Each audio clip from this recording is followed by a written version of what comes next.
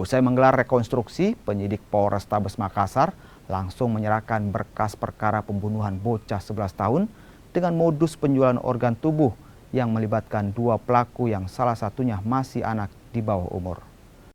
Meski kedua pelaku masih duduk di bangku sekolah, namun polisi tetap menyatukan berkas perkaranya.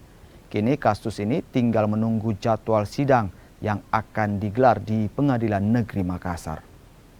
Untuk berkas pembunuhan berencana yang dilakukan oleh dua pelaku, AR dan F, itu sudah kita serahkan ke kejaksaan hari ini. Menurut informasi, minggu depan sudah bisa dinyatakan lengkap. Oke. Bang, untuk berkasnya sendiri, apakah kedua berkasnya sudah selesai atau seperti apa, Bang? Berkas digabung ya, dua pelaku kita gabung dalam satu berkas dan hari ini sudah dikirim.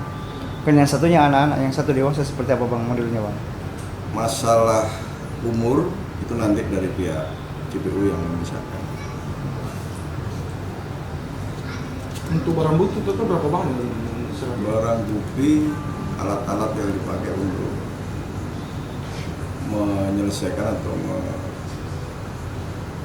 mengeksekusi korban itu kita serahkan ke JPU.